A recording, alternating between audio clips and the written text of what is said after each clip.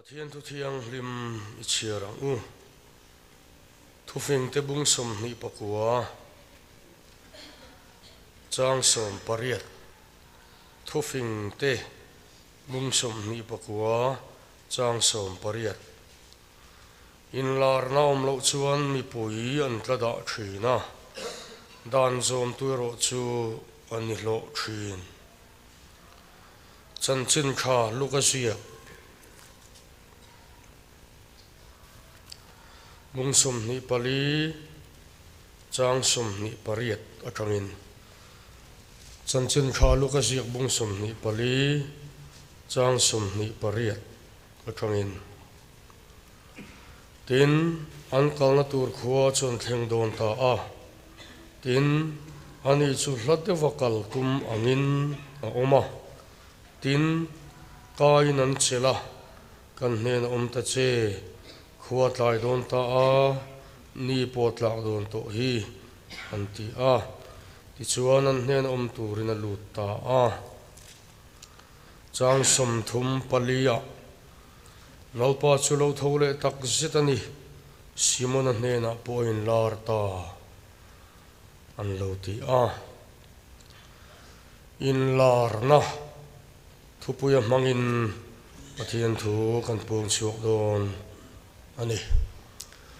athu thiang lim kan chiar te hi atharin lalpan mal min som sakro se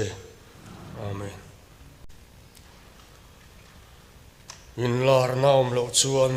mi pui an tlada thin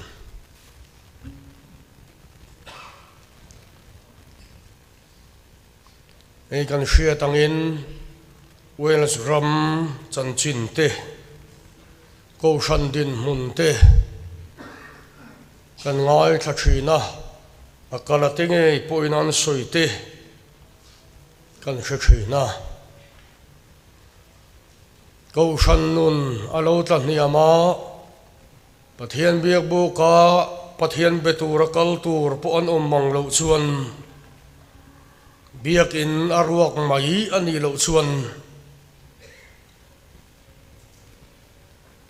khen tur dang ni dan tur dang anei chuang lo zoram ko shan po hian khovel changkan na te thave dang kan boi pui tam lutuk hot chuan ko shan nun tharau lam amit sal angin alanga pathian biak buk darina ko kal zo kan kem tualang chuwangin kan mamo thin chu lalpa ko shan ho singa ain lar le thin hi kan mamo ani in lar naum lo chuan mi pui an tlada amai ro chu ti chung po dan zom tlat tuiro chu ani hlo ani atini chan chen kha lukasiak bung som ni pali chang som ni pariat kan chiara hian an kal na tur khuwa chuan thleng don ta a ani chu hlat de vakal tum angin a oma ati hi ale lam zonga karil ruwa fia dan chuan kan ram rorel dan te rorel khol te kan ram politics kal dan te khotlanga kan nun ho dan te le fian riala kan nung chang te ka ngai tua hian kum sa chuang te meulali suwa hova kan lo len dun to nuwa hian ama hoa he ram hi kum sa chuang te meu alo kal to nuwa hian zo rama hian kan lalpa hi angam patalova lat takamin kal san atum hi ang thei mayang em o ti te hi ka ngai tu na le lama lu dan chu ni heng kan soi hian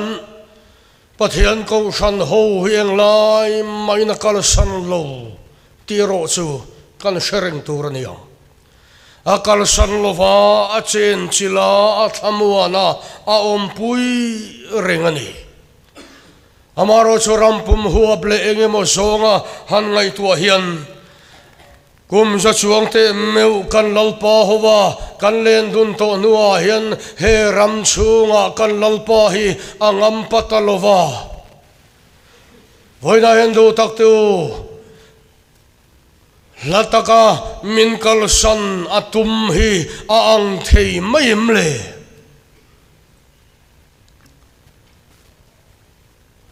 rong kan bol chantir heti revival kan tlan chantir le tunin kar hi kangai tua khangkhat lian zet chu alonita rong bol na ahar to lutuk zia te kangai tua camping kan han ya crusade de page wa da harem mission nun hi achelei theilo emoti tur khopin kan bet chuop maya camping apo thei to pin kan han khanga pathian kan awa camp partinin kan chong chaya na satakin kan beya chuti chung po chuan kan then chin hi unaw to enge o atak takanun chua pui nalama te hian kan chana chuta hle anilom ni ti te hi ngai tu na om thei hetiang ang kong sang sang ka ngai tu hian kan mi mal nun kan ngai san zong kan du zong kan ril su khe khi arau talo e maya kan nu na chang hian lali suahi angam patalova lat takamin kalsan atum hi aang thei mayem le voina hian du tak tu ngai tu wang wang tu inu na chang khan lali suahi alo la le to inu na angam pato manglo a lataka kal san che atum anga alangani chuadeng tinge kan ti ta kang voina inu na changa lali suahi ahlata emo inu na angam patalova pale fa patalo chuak tharau thiang hlim hi inu na angam patalowani chuan eng tinge kan tiang kan ne na te che tin ho lali suahi ai au kirle tiang chotia kan ne na te che tia min khoi tharle rotia kan aule na ruama ama kan lalpa hi kan nuna ain choi moi le khidalom voina inu na lal beraturin inu na thunei beraturin lali suahi chelro mani loka India ram president lo kalani lomni unateu kan ina lo cham la kan ina lo riak rat latin keini ang rual hisuan cancel ding solo ni khathil thua kan kong puyan mam hun mai te kha keini ang rual tan chuan president hi local sia sela ti de pongai tu na le lama chuan om theyang India ram president a local meu chuan kan kong pui khatheyang berin kan buat saya kan ti tur pon yang e khalama chuan cha nang le ke hian chel ding don taila unaw tu kan chel ding solo voina ero chuan India ram president mainilo leile wan lalber angil te poina an choi moinin ngai lo kha unaw tu innuna thusoi turle innuna lalberani na nga lalna thok turle athara khoi che turin lali suahi chel ding le ro kan ne na te che khuat lai don ta kan khovel dam lai ni tlak ruai lai hian avoina hian enge kan mamo le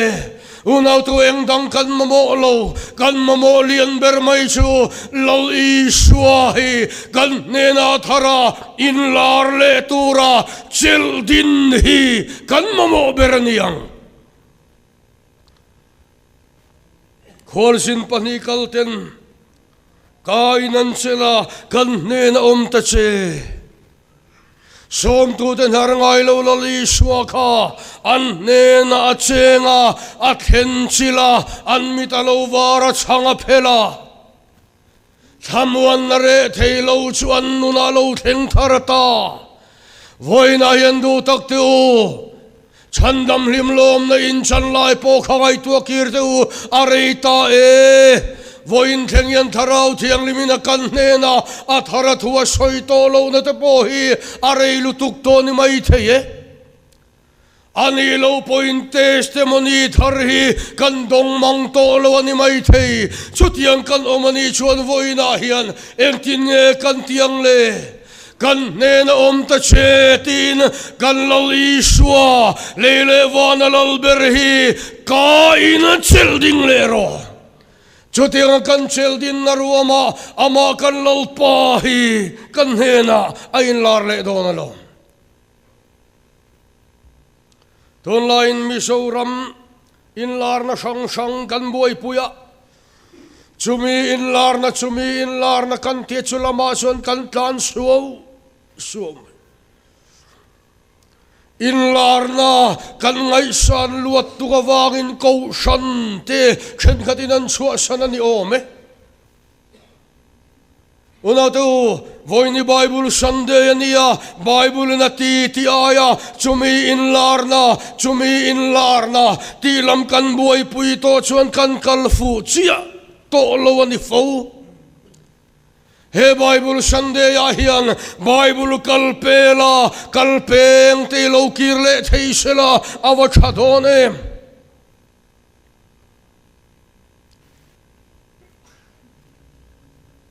amakhop maya min in lar na cumi in lar na tia an hriat to chuan thua kalu ngut maya chu chuan ati a thei khop mai aizol papakhatin pusai khu mathan te ya chei kha bulvela ina sa nuam tak mai na siam me ka ti hian khi ta south van lai phailama khian en thein oma amakhop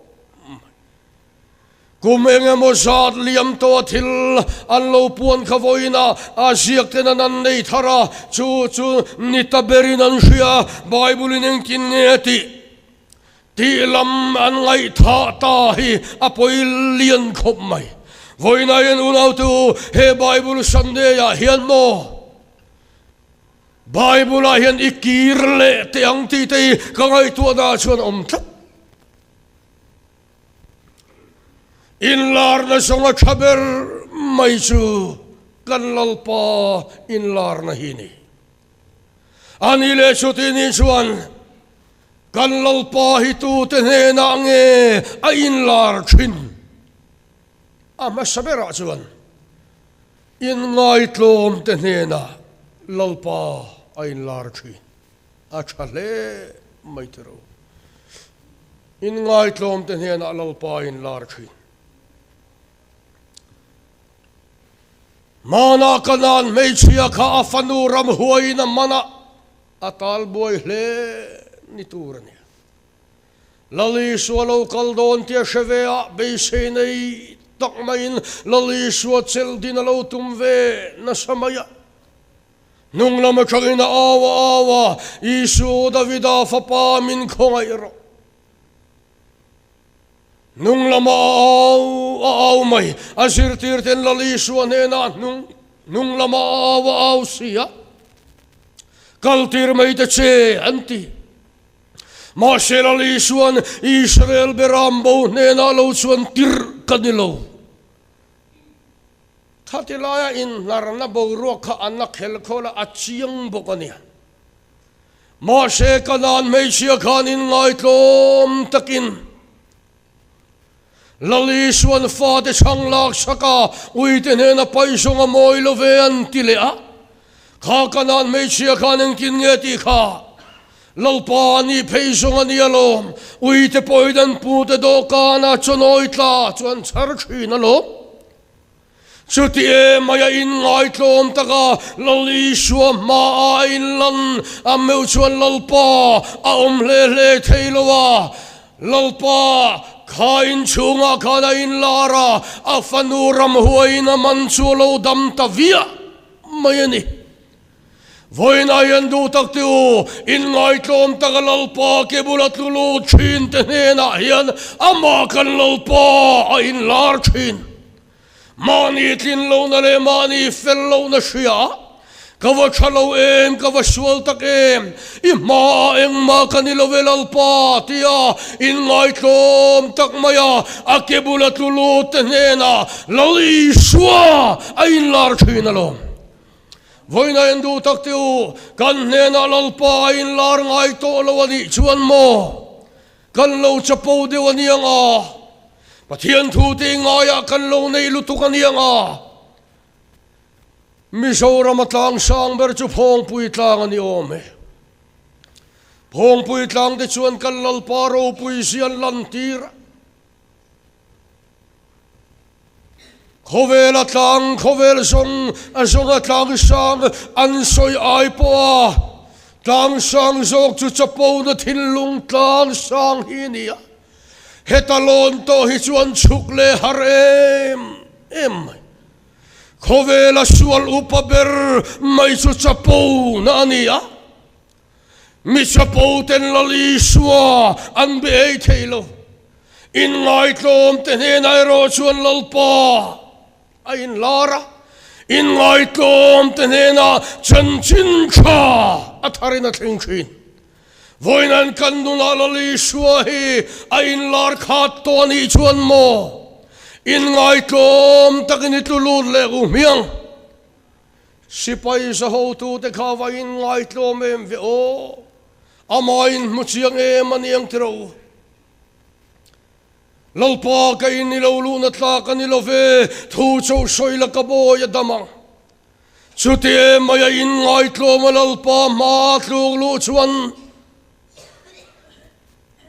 Hamidar kar chinakan lali shua ain lar aboy dam lo chu lo dam tavia mayani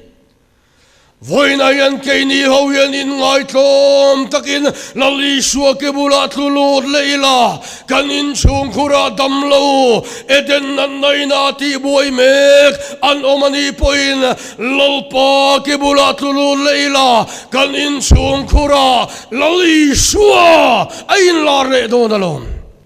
in ngay tlom tenena lalpa ayin larchin at hale maitro May seti put nena lali suain lara kum som panilai may put to din mun rap thak tur siya chu ngay tuang ngampo nilo arap thak alo kal lali su alo kal don tia sheve tata apuan morcho po de gilati damin ka mayang avain ngay tlome Lali suwa chong kamma abiyak te chua put ngam reng lo apuan mor chow po de gilati damin ka omang in ngay tlom takina in pa niyama Lali suwa inadu tak tinlung apua te chua na puan mora lo koya lalpa tilti te na chuak ta kami chinaka na lo dam ta via may In ngay tlom tenena in lar chin lalpa chu Kamay shetipun nena in lar meu chuan alo dam ta via mayani ka Voina nunaw tu aru ka tinlung bollo pua sual nena in siyam rema Mani bollo siya lali shua kebulat lulut tenena amakan lalpahi ain lar chin alom Mani in muloten Pathian tilti teina Anbo salfo mayini In ngay tlom tenena lalpa ain larchin May sisual alabasta bo masyagrim tuy tau taklaw kengka Lali suwa tsukil lain siyag Alabasta bo masyagrim tuy tau tak mayaron sula Kana mittu yatla soy main ngay tlom takin abul vela ten engatinge hetiang siyak tawlutuk te ti ke maile masela liswa na shetiyam em ati teitok ati ani chanchin cha an soy na apianga he me shetilti yan soy selang Anena lalpa ain lara isual tam tak ngay damanita ati miya may Voina yan unaw tu ngay tua siyang tu camping chunga te kan nena lalpa in lara mani sual siale mani tin lo sia in sia akebula kan tluk luna lalpa in nena in lara isual tam tak ngai damanita ati chelo voina yan kan sual na te kan bo chian na te kan kin lo na te miten shereng ma sela kan nena lalpa in lara wangin isual tam tak ngai damanita ati alo sampu atu chuan kasual kholo na chui nena ka sep talova kasual kholo na te chunangin lo ngai dam ta kha voina yan unau tu mani kin lo sia in sia mani fellow sia in sia te nena ama kan lalpa hi ain larchin apoy mo le in ka sia zakaya thei pui ku nga lona a om na sang le ma se in tin niam tat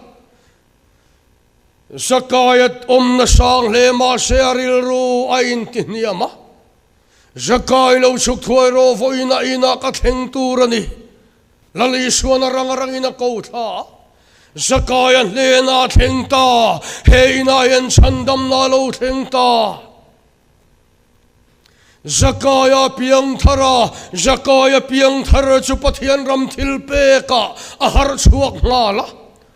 o voina hian mo kan nena lalpa in lar to nuwa hian kan har chuana turata na thaem em mai chu pathian ram thil pe ka kan har hi achul ta voina hian ita ni mi alo lalpa ta tur te lo kolanga I lo ei rupalang o zakaya chuan tulaka po thileng po lo lebru ila ale lin karul leang zakaya nena lalpa a in lar meu chuan zakaya a piang chiang tat voina yan kan nena lalpa in lar to lua hian mo mani ti dik lo te hria ila kan ti sual to po pek le du khopin zakaya piang thara thatna em chu thileng po lo lebru ila ale lin karul leang kan ramapoy em su ei ru tenan ei ruk an pelen le du lo hi apoy kan hena lalpa in lar to chung po hian kan lo ti dik lo lai le kan lo ti fu lo lai kan ta ni mi lo kan lo lak to pek le kan tum lo hi kan rama chuna apoy min ka sia voina inu nau tu zakaya nena lalpa in lar meu chuan mo athil lo ti sual to po siam that le aduasin mi apiang thar tak taka suala simani chuan simna tak nuna miat lulu tani chuan athil lo ti sual to po asiam thale chin he thui mun pakhata ka soya min suala sim tak takani chuna thillo ti sual to po asiam thale chin ti kan soi chu in khom kan han banga pawalai pakhat chu meron zuya pulal te khai thu soi kha ka thil ti sual ka siam thalle don chun vabuai thak ve o minu pain chen tur hen tam riawani atia poi hle voina hian ka thian mi thin lunga ser nung khalo tak mai lo tu to I thil ti sual to kha I siam thatle achul sin I pasal thin lunga ser nung khalo I lo tu to ni chuan inupui thin lunga ser nung khalo I lo tu to ramri thua chenom panen inin karbo ruaka lo chalowa enge mo sernung lo siam to ni chuan khai lo thilti sual to kha siam khalero min sualan sim tak chuan an thilti sual to an siam khale chuin sernung nei reng chuin rongan bol du ngai hlene sernung in siam rem chunga rong bol tu kan ni ti te chu eng tinge kan bol ngama ti sathila ma ser nung in siam arap thak te rul nen chungril lama ser nung in siam phei chu ka kut hi dinglam hi mana min sa saka hetian ti po hian veilam ne nei nang theilo a ban rek lai taka he min sa saka thep a thai me mo za thi chat thanuai mai ani hetian ti po nei nang theilo reng ala ser nung le ngala khon fu pal sang phaison an nal lut tuka chi pa he na par suak chak ni ber hian ka hria anat dan chu soi fiangai na pom lo ser nung nei chu nin hrianga tu te ngang huna karil ru lo lang wang thin chu asat tu pa kha alo lang fo mai voina hian du tak tu mi thin lunga ser nung engemaw in lo siam to engemaw in lo nei to ni chuan mo in ne na lalpa a in lar to nuwa hi chuan I thil ti sual to kha siam thalero heti ngang hi katong to lo khopa khata rong kan bol na Sunday tlai choi turin kanan hoa then in nuin chuin khom kan mange ti manga hei voina tuk in sermon kha kang wal pakhatin alo man fu dewa thil ti sual siam that le duwa wangin kan poisa aruk kha aron da kir le ta e abo bangom lo in aron da kir le thapa pathian mingin kan ngai dam ti thu hian a chun zoma ahun man kha kan vakal ma thathum kal towa khan dor kayan ni ka thlen na te chu mi ten dora thilan ron le poisa ti noi tur cheng sang khat noi khatiang cheng sang khat tlang khatiang anga lo oma kha khatia do ka na lo om mai chu lo la ti khana lo ak mak maya khana lo da cha lo ne ke maron lu ta ti khana in mu chuaka a ne na lal pa in lara min suala sim tak takani chuana thil lo ti sual to po a siam thale thin ti kanan soya chu chuana ril ro khoi riau maya akol rengam haulo alla Sunday in khomban Sunday chumain khombana ka thlen na wa kala he in poisa ka ru khakaron da le voin nia patam takina an ngam lo tur hi khatlang wal khan ati thak ka thlen in nu le pa te thin lunga tharawin na atharina thoka testimony tharpon dong hialman una to kan ram hi tak taka chuan mo camping le cruise te an tin bung thin maila lam tual khat hian lam thin maila kan thil lo ti sual to kan siam thalea kan lam hlum lo ani chuan asot mo kho lam tuala en kan lama lalpa kan fangang kan choi moya mi kan huat na te mi rel kan chin khin na song te kan lam hlum turani don lom ni sual sim na taka chuan mi na thil ti sual to po alam hlum thin alom lam reng nun dang lam chuang mi alo hetiang ang te boy thak khina councilor lam pe em nun dang lam chuang lo te kan ni palang ti thil la om deu mai ni ring tu nu na chuan poi ber suala kan ngai lo kan nun ti chelian ti che tu pakhat ne ka hria thin chu midang soi chiat midang rel politician ho te nan sim lo phei chuan khilama khen eng tin tak omang mo ti ka ngai tu fo mai mei cheu phei chuan hei hi in an fiangai khop mai mei se pathum om khom to na chuan an pasalte an chanchin an soi lo vek chuan mian rel an tia mei se om khom to na chu rail station an tirngot maya heng te kan din munani mek chi chuan voinan unau tu kan nena lalpa in lar to nuwa hian mo lam hlum tur omang soi tura tam theyang in ngai tlom te hena lali suwa a in lar thin ti hi mana changa vo in thengal dikreng chuni in ngai tlom te hena lali suwa in lar thin tia dang le chuan mamo tak tu te hena lalpa a in lar thin herong bol na kalme ka hian kan rilu put dan tura chaber turnia ka arin le ka duem em chu kan nun nai pathian nung chakin a tui halani ti vek maila awa chadon em chen khati chu kan tui hal lo ve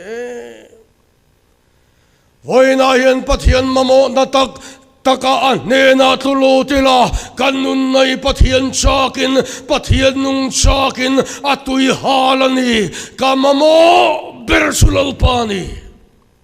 unau tu chu minanti tata khovel thildang chu siran nol thiama lalpa an mamo tak chuan chutiang ang mamo tak tel tu tenuna chuan lalpa ain lar le thina lom voina nan lena chutiang chuan itlulut le do nang miang Abraham an fareng renga nei thelo annu puila chingani tingai na omla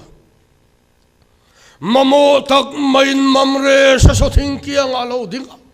anena lo pawan tir kawa in lara hun ruat alo thlen le huna chuan innu puin fa a hringdonani Abraham hena lalpa in lar meu chuan mo ching fa hring theilo sarin fa alo hring le ta voina yan tharau lam fa hring theilo kan omani chuan mo mamona taka chain lalpa nena tulu leila kanun nai pathian nung chakin ama chau chakin atui halani tila chutiang anga mamona ruama lalpa ma kan tluk luna kan nena lalpa ain lar le dona lo min nena lalpa thara in lar le hi mamo inin shem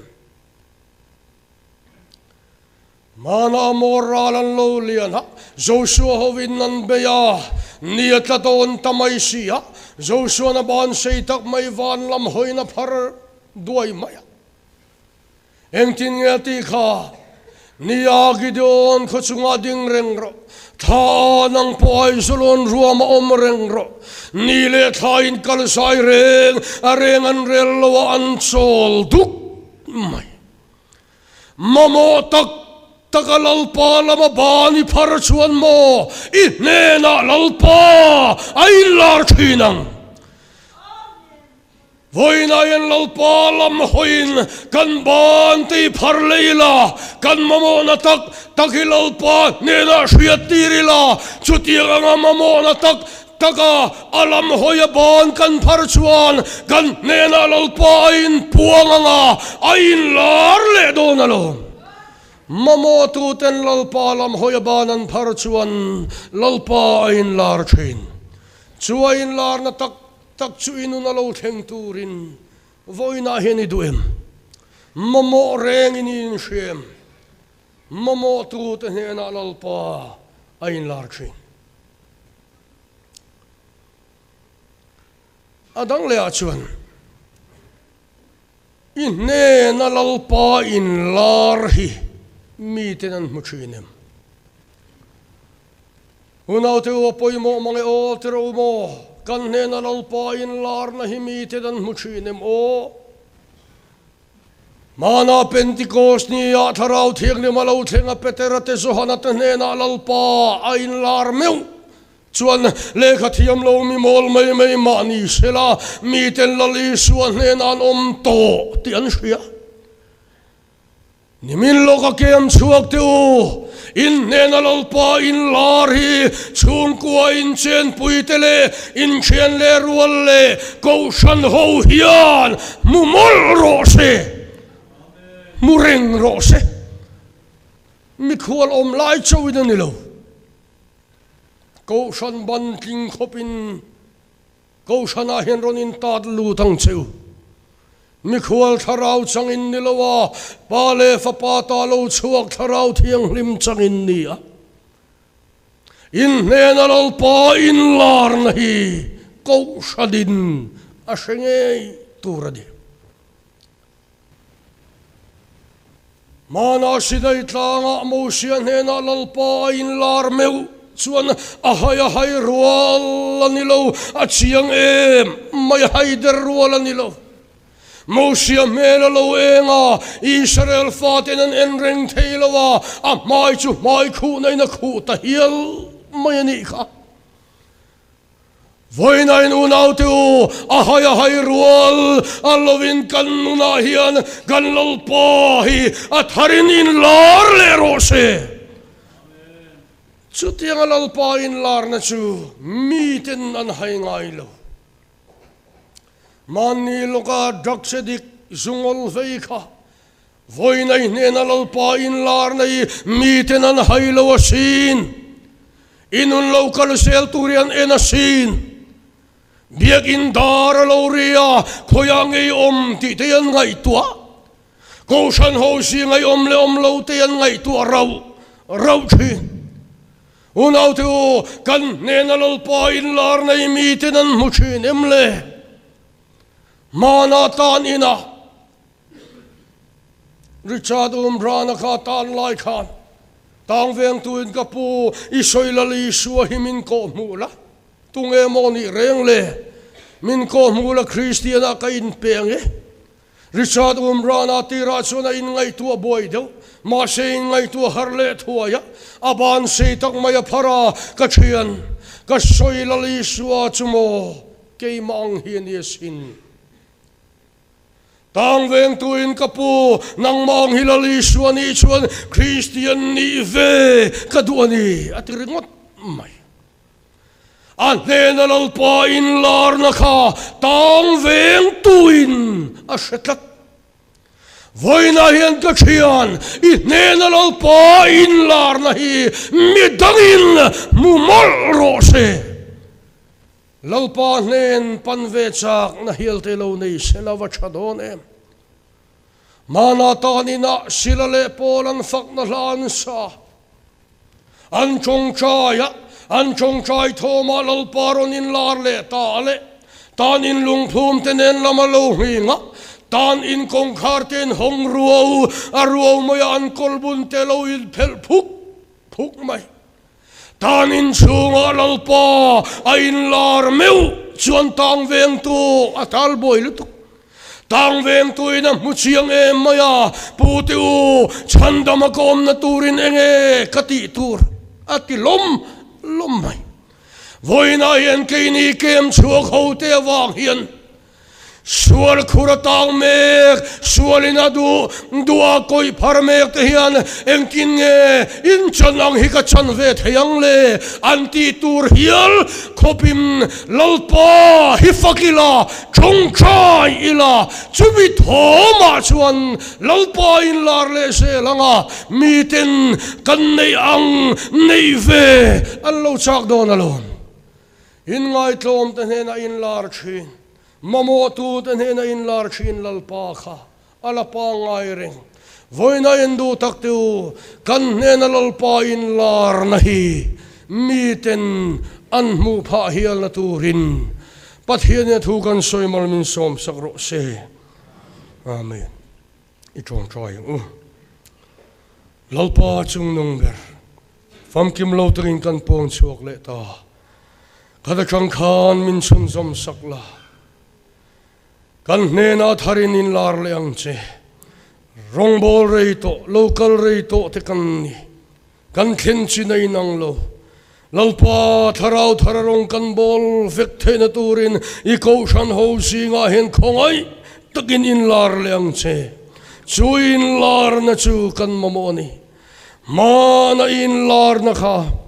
simon nena in lara Lalpa chulo thole taksidani simona hena poin larta anti mai ni tolo lalpa chulo thole taksidani kan hena poin lar kan ti vek theina turin tharawin min dap chuakla min kalkang vekang che lo pai ro pui sian angin lan tir se lang se Isu Krista mingin kan dile. Amen.